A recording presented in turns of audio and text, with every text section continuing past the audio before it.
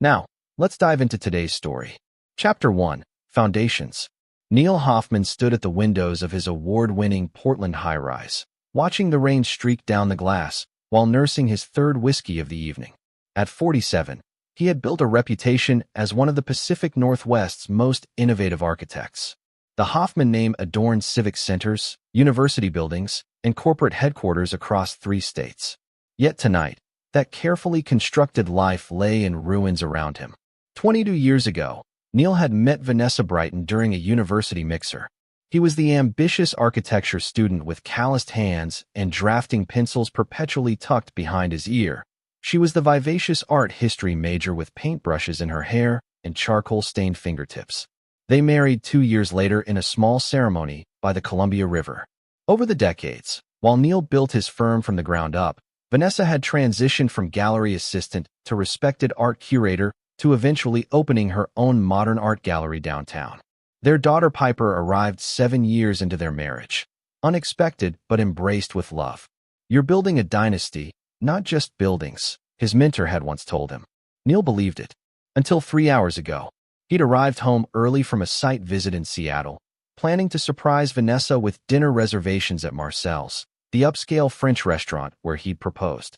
Instead, he overheard the conversation between his wife and their daughter in the sunroom. "Mom, life's too short.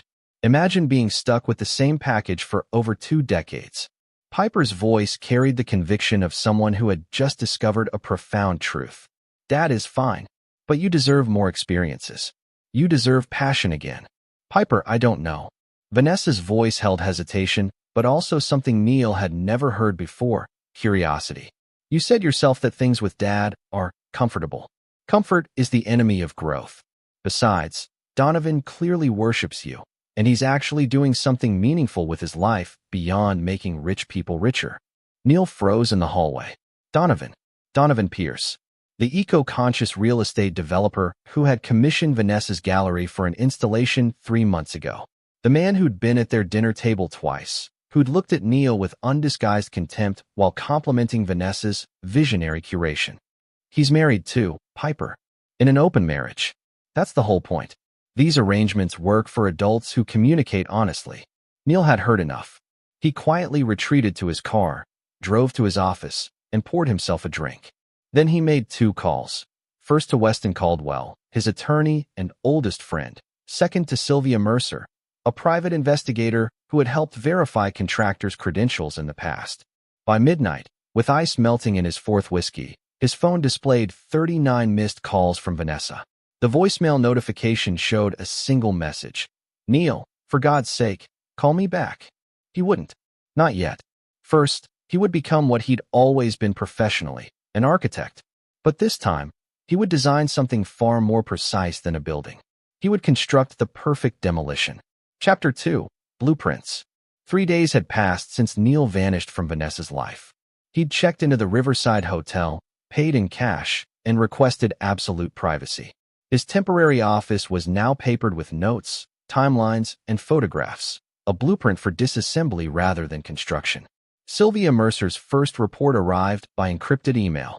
Donovan Pierce was indeed married to Lyra Pierce, a prominent environmental lawyer.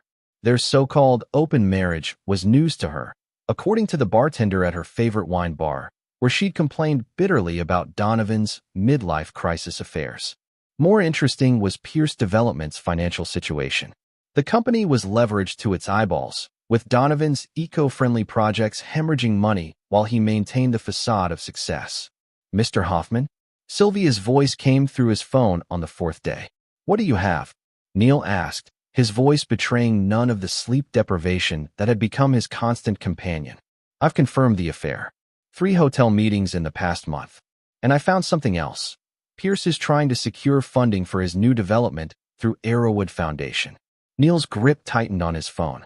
Arrowwood Foundation was his largest client. He was designing their new headquarters. Thomas Arrowwood himself had become a friend over years of collaboration. "There's more," Sylvia continued. "Your daughter has been interning at Pierce Development for the past 6 weeks. That's not on her social media or CV anywhere. She's been using a different name, Piper Brighton, your wife's maiden name." The betrayal cut deeper. Neil ended the call, and poured another drink. Weston arrived an hour later, carrying a leather briefcase that looked as weathered as its owner. "You look like hell," the attorney said, taking in Neil's unshaven face and rumpled clothes. "I'm fine." "Sure you are. And I'm retiring to become a Buddhist monk." Weston pulled out documents. "I've drafted everything.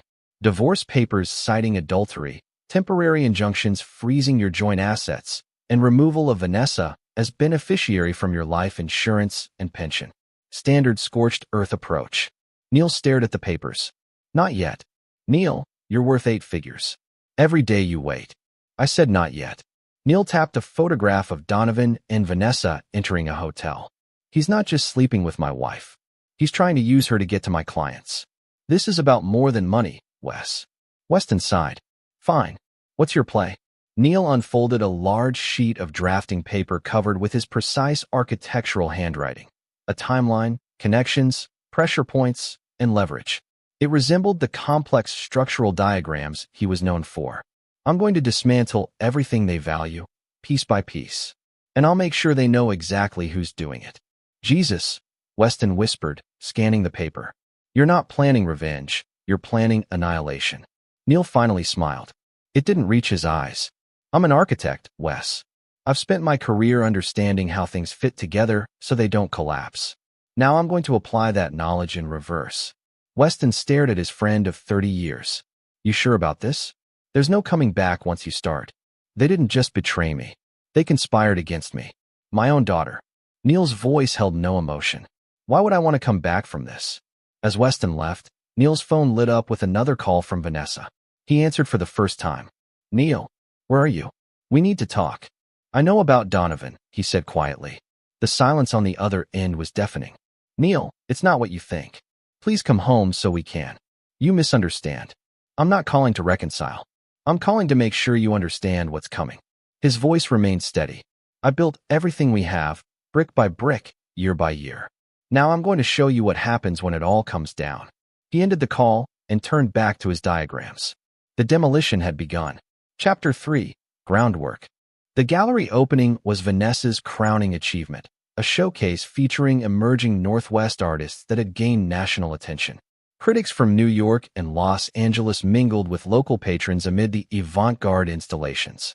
Donovan Pierce stood possessively close to Vanessa, whispering in her ear as she nervously scanned the crowd. "He's not coming," Donovan assured her, his hand resting on the small of her back.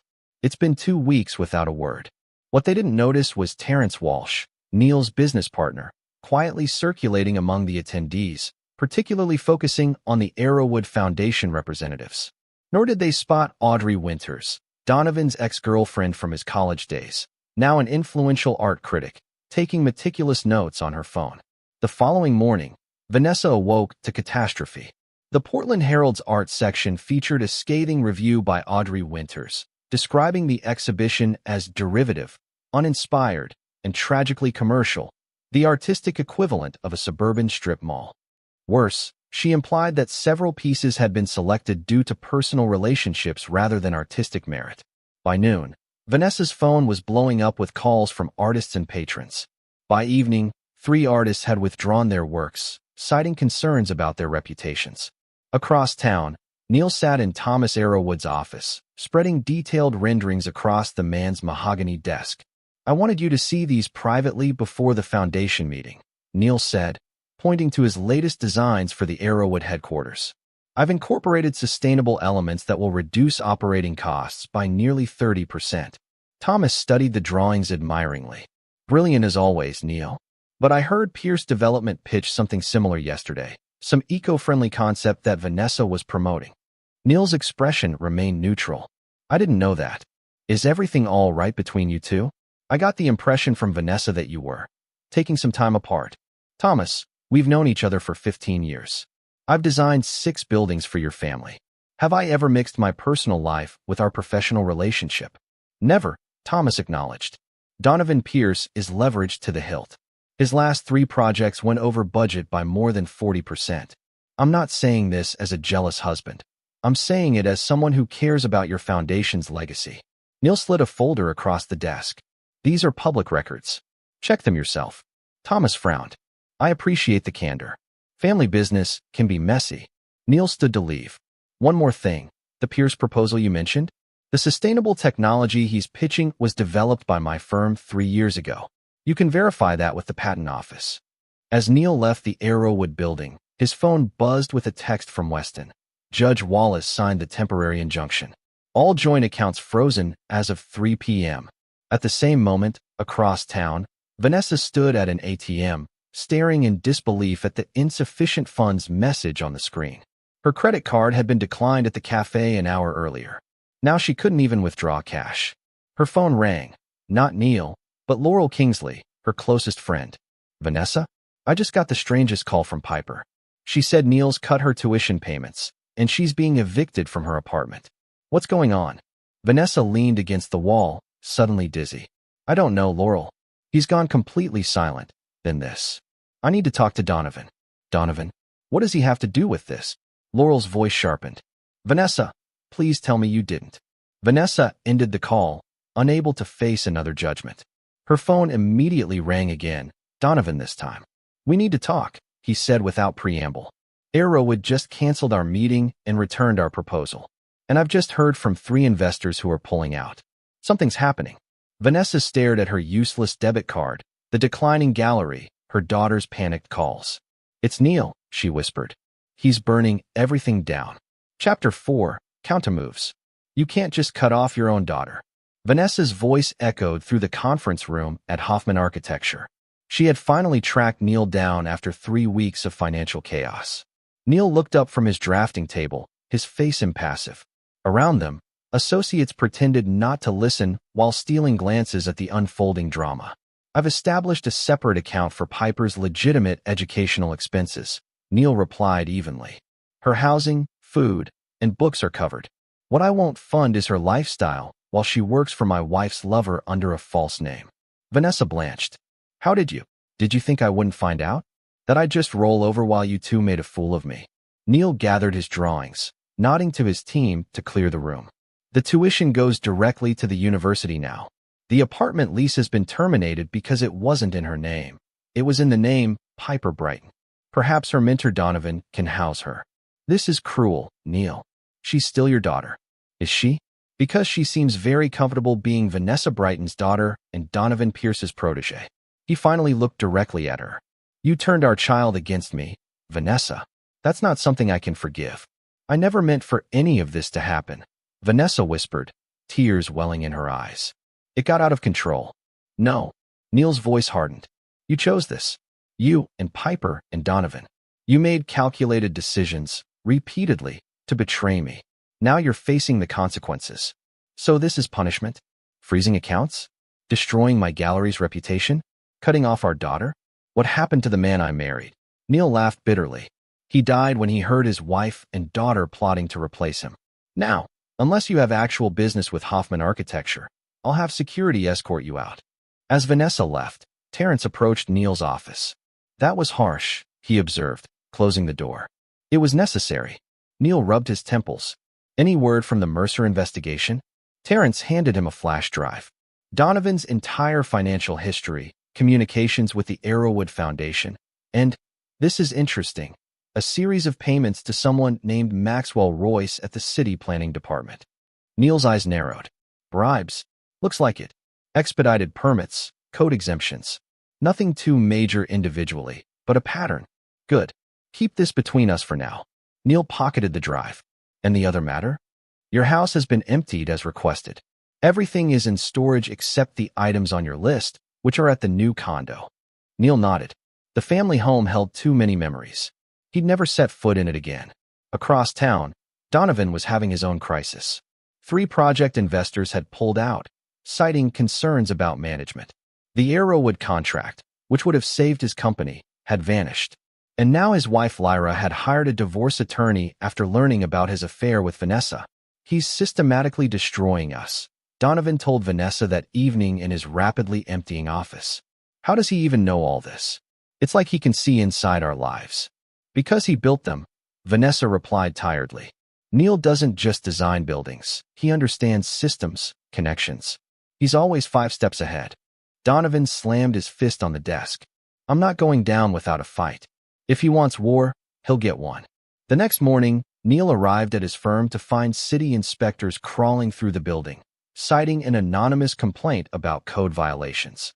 Simultaneously, an email circulated among the architecture community containing old drawings from Neil's graduate school days alongside remarkably similar existing buildings, implying plagiarism.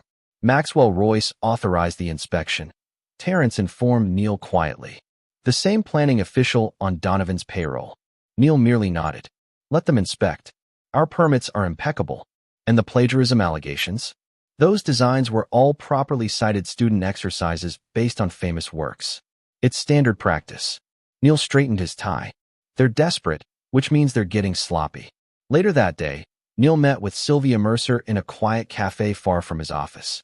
They're fighting back, he said, sliding an envelope across the table.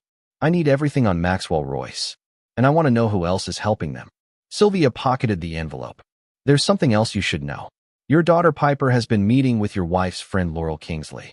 They've been discussing ways to break through to you. Neil's jaw tightened. Laurel had been a family friend for 15 years. Another betrayal to add to the list. That won't be happening, he said coldly. Keep me updated. As Neil left, his phone buzzed with a text from an unknown number. This won't end well for you. Back off now. Neil smiled grimly and saved the number. Another piece of evidence in his growing collection. Another nail in their coffin. Chapter 5. Structural Failures. Neil Hoffman is a vindictive monster who cares more about revenge than his own family. The words stared back at Neil from his computer screen, part of a lengthy social media post by Laurel Kingsley that was rapidly gathering comments and shares. The post detailed his emotional abuse, financial manipulation, and abandonment of his family during a midlife crisis, carefully worded to avoid outright lies while painting him as the villain. Attached were photos of Piper and Vanessa looking tearful and stressed, clearly taken in recent weeks. The Portland architecture community was buzzing, with many expressing shock at this portrayal of the respected professional. Neil closed his laptop and poured himself a scotch, unperturbed. Character assassination was predictable, the desperate move of people without leverage. His intercom buzzed. Mr. Hoffman, there's a Ms. Winters here to see you. Audrey Winters entered his office with the confident stride of someone used to commanding attention. At 45, she carried herself with the assurance of a woman who knew her worth precisely. I assume you've seen Laurel's little creative writing exercise, she said without preamble. I have. Creative indeed, considering she conveniently omitted the reason for my actions. Audrey sat uninvited. I'm not here about that. I'm here because Donovan Pierce is trying to recruit me to write another hit piece. This time about you and your firm. He's offering substantial compensation. Neil studied her carefully. Why tell me this? Because unlike your wife, I don't owe Donovan Pierce anything. She crossed her legs elegantly. He destroyed my career in Boston with similar tactics when I wouldn't play along with his vision for a development that would have demolished a historic arts district. So this is revenge. Let's call it justice. I've spent 5 years rebuilding my reputation. Seeing him do to others what he did to me. She shrugged. I have limits. Neil nodded slowly. What exactly is he planning? A coordinated attack. Articles questioning your firm's integrity, your professional ethics, allegations of project failures. He's pulling together a coalition of eco-activists to target your corporate clients as well. And you're willing to help me counter this? I'm willing to not participate and to warn you. Beyond that, she stood. I'm a journalist, not an assassin. But between us, I wouldn't mind seeing Donovan Pierce finally face consequences. After she left, Neil placed a call to Weston. They're escalating. Time to implement Phase 2. The next morning, Donovan Pierce arrived at his office to find 2 things. A notice from the city planning department regarding an investigation into permit irregularities, and a package containing printouts of every payment he'd made to Maxwell Royce, along with a short note in Neil's precise handwriting. I can build or destroy. Your choice. Donovan's phone rang immediately. It was Royce, panicked and angry. They're auditing everything, Pierce. Every permit, every inspection. What the hell did you do?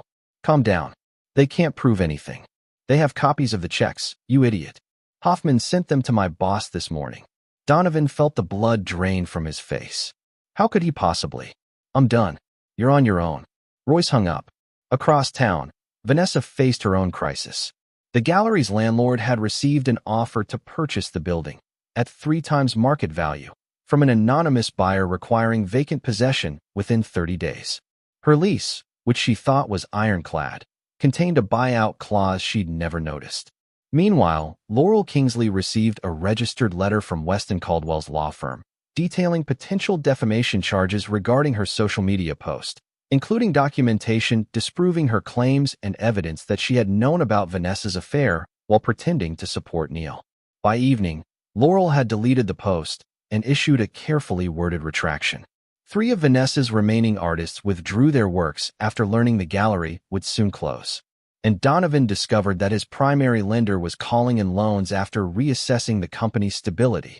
Neil watched it all unfold from his new minimalist condo overlooking the river. Not with joy, but with grim satisfaction. The structure was beginning to collapse under its own weight, just as he'd designed it to.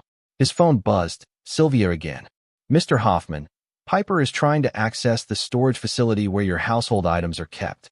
She's quite insistent." Neil closed his eyes briefly. Despite everything, hearing about his daughter still hurt. Let her take her personal belongings only. Nothing else. Understood. Sylvia paused. There's something else. She was crying, saying she never meant for this to happen. Might be worth hearing her out. No, Neil said firmly. She made her choice. Actions have consequences. As he ended the call, his phone lit up with a text from Piper. The first direct communication since everything began. "Dad, please.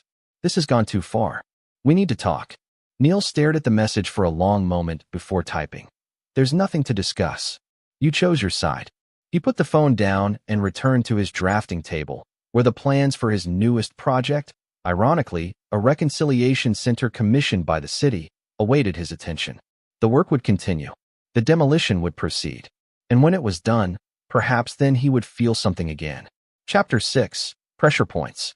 The boardroom of Hoffman Architecture fell silent as Neil finished his presentation.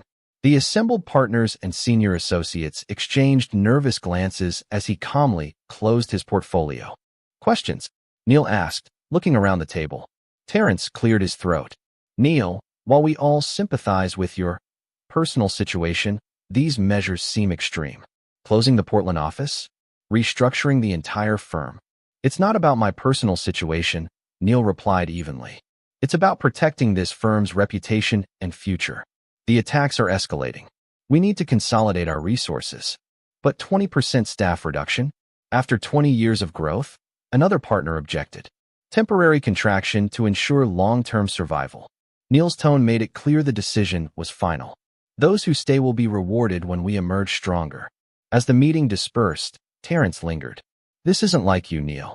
You've never sacrificed your people, even during the 2008 recession." Neil's expression hardened. "The people I'm letting go are specifically those who've been communicating with Pierce Development. Check their emails. They've been feeding information to Donovan for months." Terrence stared in disbelief. "How did you?" "Sylvia's thorough, and I'm not as blinded by loyalty as I once was." Neil gathered his materials. "The severance packages are generous. More than they deserve." Across town, Vanessa sat in Weston's office, hands trembling as she reviewed the divorce papers. "This can't be right," she whispered. "He's claiming everything. The house, his entire firm, even my gallery space." Weston's expression remained professional. "The house is in his name alone, a quirk of how he structured things when he built it. The firm was always excluded from marital assets in your prenuptial agreement, which you signed. As for the gallery," he adjusted his glasses. "The building was purchased through a subsidiary of Hoffman Holdings 3 years ago. Neil is your landlord, Vanessa." "That's impossible. I would have known. The subsidiary used a different name. Legally, it's all above board." Weston slid another document forward. "However, Neil is offering this settlement option instead." Vanessa scanned the new agreement, her face paling. "He'll grant me the divorce without contesting, provide a one-time payment of $500,000, and not pursue claims against me for—" She swallowed hard. "Conspiracy and tortious interference with business relationships? What does that mean?" "It means he has evidence that you and Donovan actively worked to damage his professional relationships." Weston's voice was flat. "The settlement is contingent on you severing all ties with Donovan Pierce and signing a non-disclosure agreement.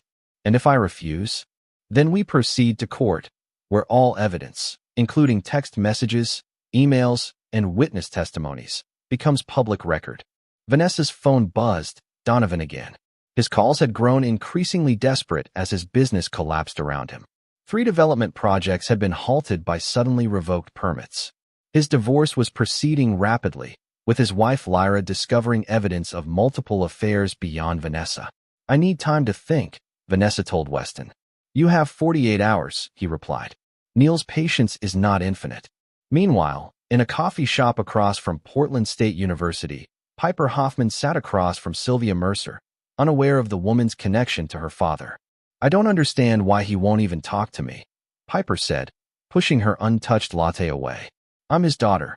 "Perhaps," Sylvia suggested carefully, "he sees your actions as a deeper betrayal because of that relationship.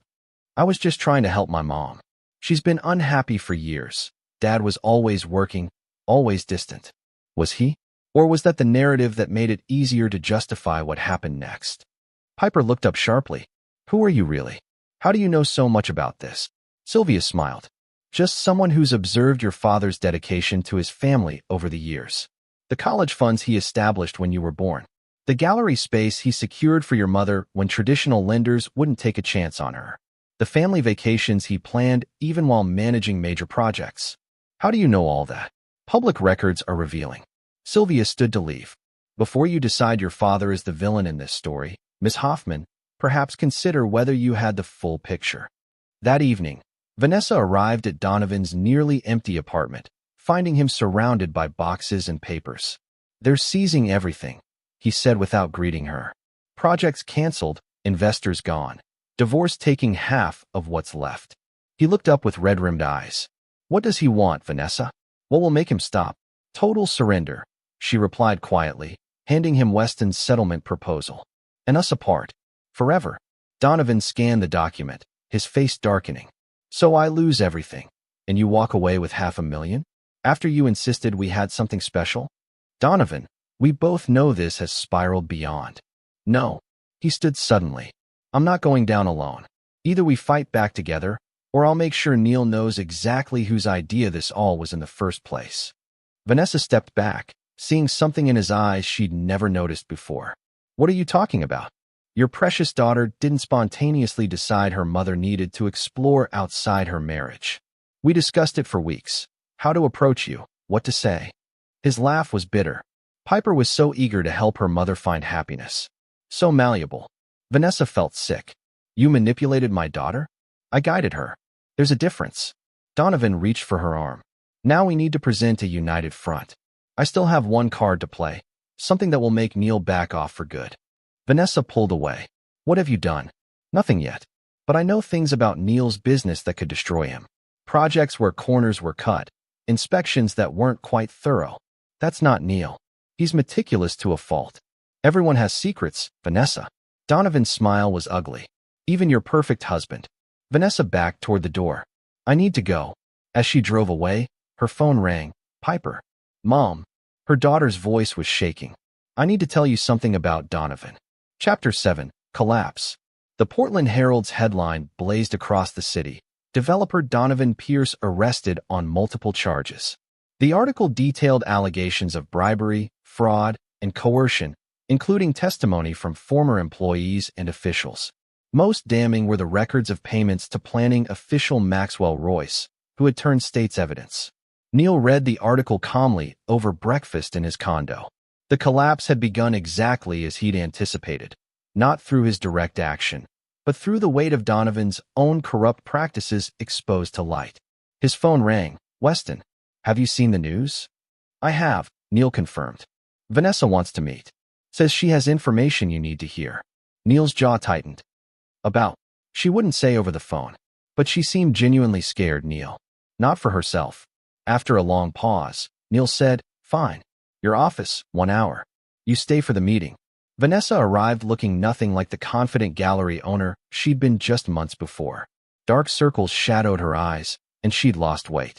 She clutched a manila envelope like a lifeline. "Thank you for seeing me," she said quietly as Weston closed his office door. Neil remained standing. What information was so important? Vanessa placed the envelope on Weston's desk. Donovan was planning to fabricate evidence of structural defects in 3 of your major projects. He has someone inside the city inspector's office willing to corroborate. They're moving forward despite his arrest. Neil's expression didn't change as he opened the envelope, examining documents, photos, and a flash drive. Why are you giving me this? Because it's wrong. Vanessa's voice broke. Because you don't deserve that, no matter what happened between us. And Piper? Is she part of this plan too? No. Vanessa looked up, tears streaming now. Neil, there's something you need to know. Donovan. He manipulated Piper from the beginning. He cultivated her trust, offered her the internship, all to get to me. He admitted it yesterday. Neil's stone facade cracked slightly. She's 20 years old, an adult, who idolized him as a mentor.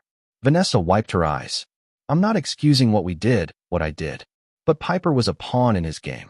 Neil turned away, looking out Weston's window at the Portland skyline. So many of those buildings bearing his design. Why come to me now? After everything? Because I realized how completely I'd been manipulated. Because despite everything, you're still Piper's father. She stood to leave. I'm taking the settlement offer. Donovan and I are done. I just wanted you to have this information to protect yourself. As she reached the door, Neil spoke without turning. The gallery space. I won't force you out. You can negotiate a fair lease with the management company. Vanessa nodded. Understanding this was the closest to forgiveness she would receive. Thank you. After she left, Weston examined the documents. This is serious, Neil. If they went through with this. They won't.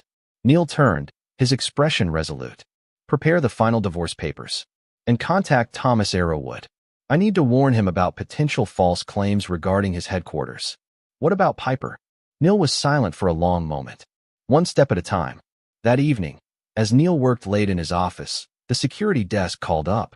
Mr. Hoffman, your daughter is here. She's quite insistent. Neil closed his eyes briefly. Send her up.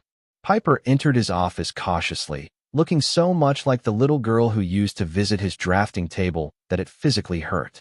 Dad, she began, her voice small. I know you probably hate me. I don't hate you, Piper. Neil set down his pencil. I'm disappointed, hurt, and angry. But I could never hate you. She broke then, sobbing as she hadn't since childhood. I'm so sorry. I thought I was helping Mom. Donovan said you two were both trapped, that you'd be happier apart, but were too afraid to admit it. And you believed him. He was convincing. He showed me things, texts from Mom saying she was unhappy, emails where you canceled plans. It all seemed to fit. Neil's expression darkened. Those were fabricated? Some real, some taken out of context. I didn't realize until yesterday, when I found out he'd been doing the same thing with other families, finding vulnerabilities and exploiting them for business advantage. You weren't just his intern, were you? Neil asked quietly. Piper looked away. He said he was mentoring me, that I had potential in sustainable development. Her voice hardened. It was all to get close to Mom. Neil absorbed this, recalibrating his understanding of the past months. Why come to me now? Because he's still planning to hurt you. The structural defect allegations. Your mother already warned me. Piper looked surprised, then relieved. She did? Good. She took a deep breath. Dad, I know I've lost the right to ask anything of you. But please believe that I never wanted to hurt you. Neil studied his daughter, still so young, still so certain the world was black and white. Actions have consequences, Piper. Trust, once broken, isn't easily repaired. I know. She wiped her eyes. Can we? Is there any way forward? Neil thought of his blueprints, his careful plans for destruction. He thought of the pain of the past months, the betrayals large and small. And he thought of the little girl who used to sit on his lap while he designed buildings that would outlast them both. Time, he said finally. And honesty from now on. That's the only way forward. It wasn't forgiveness, not yet. But it was a foundation that might, eventually, support something new. Chapter 8, Revelations. The courtroom fell silent as Judge Harriet Brockman reviewed the final divorce agreement between Neil and Vanessa Hoffman. After months of legal maneuvering, the end was surprisingly anticlimactic. A 15-minute proceeding that dissolved 22 years of marriage with the stroke of a pen. The court finds this settlement fair and equitable, Judge Brockman announced. The divorce is granted. Neil sat stoically beside Weston, while Vanessa occupied the far end of the table with her attorney. They hadn't spoken directly in weeks, communicating only through lawyers. The final agreement was largely as Weston had initially proposed. Vanessa received the $500,000 settlement in exchange for releasing all claims to Neil's business assets. She kept her personal possessions and art collection. Neil retained everything else. Outside the courthouse, reporters gathered. The high-profile divorce had attracted attention, especially given Donovan Pierce's ongoing criminal case. Vanessa approached Neil as they prepared to leave separately. "It's done," she said quietly. "Yes. For what it's worth, I am sorry, Neil. Not just for the affair, but for letting Piper get involved." Neil nodded once, acknowledging without accepting. "The new lease for the gallery should be delivered today. It's fair market value." "Thank you." She hesitated. "Have you spoken with Piper?" "We've had dinner twice," Neil admitted. "It's a process." Vanessa's eyes filled with tears. "She needs her father. She has me. Our relationship will be different, but it's not gone." Neil straightened his tie. "Goodbye, Vanessa." As Neil turned to leave, a commotion erupted at the courthouse entrance. Donovan Pierce, released on bail pending trial, pushed through reporters toward them, his face contorted with rage. "You think this is over, Hoffman?" he shouted. "You've destroyed everything I built." Security officers moved to intercept him, but not before he reached Neil. "I still have friends. People who owe me. This isn't finished." Neil regarded him calmly. "Actually, it is. Your friends have received copies of every document you gave Vanessa. Your plans to fabricate structural defects in my buildings. The DA has them too." Donovan's face drained of color. "That's not possible. Those were secured." "Nothing is secure, Pierce. I'm an architect. I understand how to find weaknesses in structures, including yours." Neil turned to the approaching security officers. "This man is threatening me in violation of his bail conditions." As Donovan was led away, still shouting threats, Neil walked to his waiting car where Terrence waited. "Dramatic exit," his partner commented. "You okay?" "Fine." Neil checked his watch. "We have the Arrowwood presentation in an hour, and the Tokyo client at 4. Terrence hesitated. "Neil, I've been meaning to ask, with everything settled, are you still planning to restructure the firm? The 20% reduction." Neil considered this as they drove through downtown Portland. The need for vengeance had consumed him for months, reshaping his decisions, his priorities, even his designs. But with the divorce finalized and Donovan facing justice, the burning need for retribution had begun to cool. "No," he said finally. "We'll maintain current staffing levels. The crisis has passed." Terrence looked relieved. "I'm glad to hear it. Some of those people have families, mortgages." "I'm aware." Neil turned to look out the window at his city, at buildings he'd designed, at streets he'd walked with Vanessa, at parks where he'd pushed Piper on swings. "I'm not interested in collateral damage anymore." That evening, Neil sat alone in his condo, reviewing the Arrowwood presentation. A success, securing the firm's largest contract to date. His phone buzzed with a text from Piper. "Dinner tomorrow? My treat this time." He was typing his reply when another call came through. Sylvia Mercer.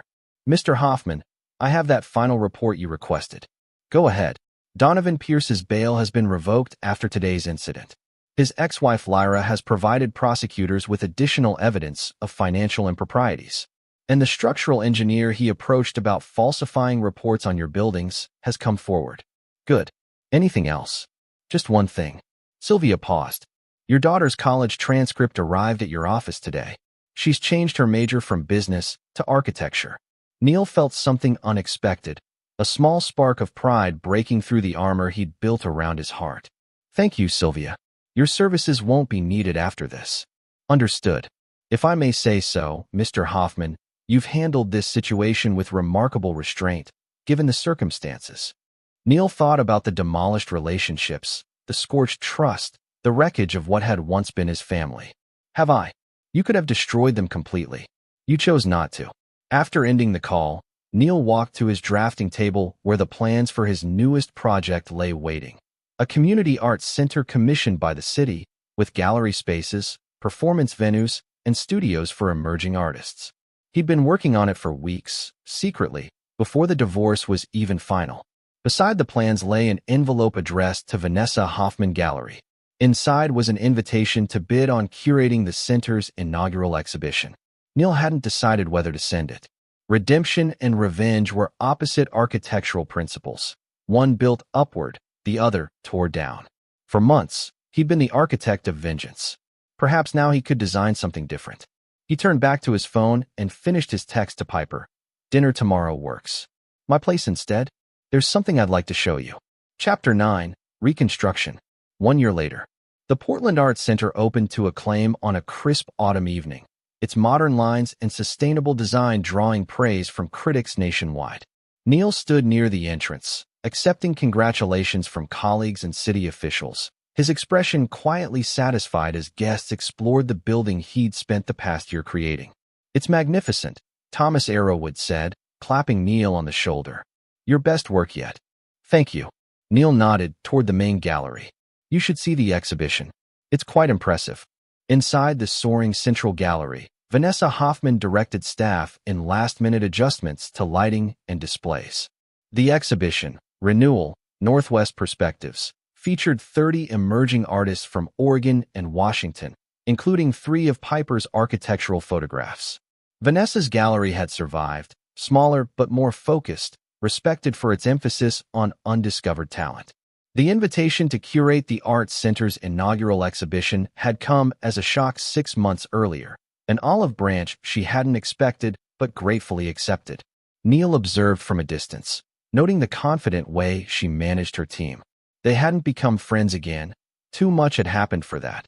But they had achieved a careful professional respect. Dad, Piper approached, camera in hand, her face flushed with excitement. The lighting in the East Wing is perfect, exactly how we designed it.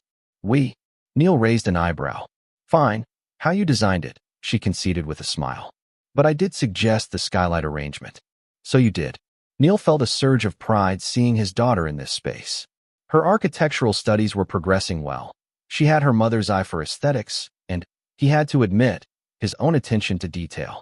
Their relationship had been rebuilt slowly, intentionally, over the past year. Weekly dinners, honest conversations, painful reckonings with the past. It wasn't what it had been before. Innocence, once lost, couldn't be recaptured, but it had evolved into something new and perhaps stronger for having been tested. Have you seen the local paper? Piper asked, showing him her phone. Donovan's sentencing was yesterday. Neil glanced at the headline. Developer sentenced to 7 years for fraud, bribery. He handed the phone back without comment.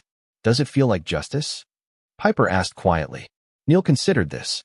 Donovan's downfall had come not from Neil's vendetta but from the man's own actions exposed to light. The attempted sabotage of Neil's buildings. The financial fraud.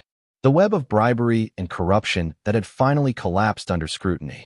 Justice isn't my concern anymore, Neil replied. Moving forward is. The grand opening proceeded smoothly into evening.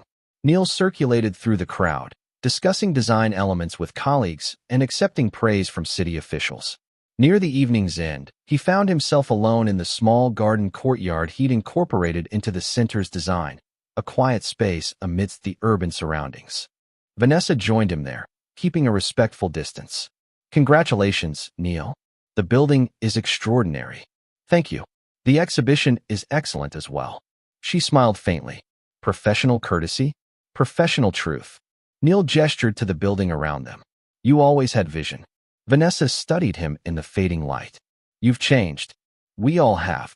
You could have destroyed me completely, she said quietly. Financially. Professionally. Instead, she gestured to the gallery space visible through the windows, where her curatorial work was being celebrated. Neil was silent for a moment. There was a point when I wanted nothing more than to see you and Donovan ruined. To make you feel the devastation I felt. He looked up at the building, his creation, his statement. But destruction has never been my true purpose. Even when we deserved it. The question hung between them, honest and raw. Especially then. Neil straightened his tie, a familiar gesture from their years together. Good night, Vanessa. The exhibition is a success. As he turned to leave, she spoke again. Piper told me about her summer internship at your firm. That was generous of you. Not generous. Practical. She has talent. Vanessa nodded, understanding the distinction. She's so much like you. Let's hope not entirely, Neil replied with the ghost of a smile. Good night. Inside, the celebration continued. Neil found Terence by the architectural model of the center displayed in the lobby. Quite a turnout, his partner observed. And the expansion plans. The board approved them this morning. 3 more centers across the state over the next 5 years. And you're sure about the leadership structure? Bringing in new partners. Neil nodded. It's time. The firm needs fresh perspectives. He glanced across the room to where Piper was explaining one of her photographs to an attentive audience. The future belongs to the next generation. Later that night, after the guests had departed and the center stood quiet, Neil walked through the empty galleries alone. He traced his hand along walls he had designed, moved through spaces he had envisioned, felt the solid reality of creation beneath his fingers. For months, he had been the architect of vengeance, designing the perfect demolition of those who had betrayed him. But destruction had never been his true calling. Here, in the silence of his newest creation, Neil Hoffman rediscovered his purpose, not to tear down, but to build, not to destroy, but to create, not to harbor the past, but to architect the future. It was, he realized, the most perfect revenge of all. This is where our story comes to an end. Share your thoughts in the comments section. Thanks for your time. If you enjoy this story, please subscribe to this channel. Click on the video you see on the screen, and I will see you there.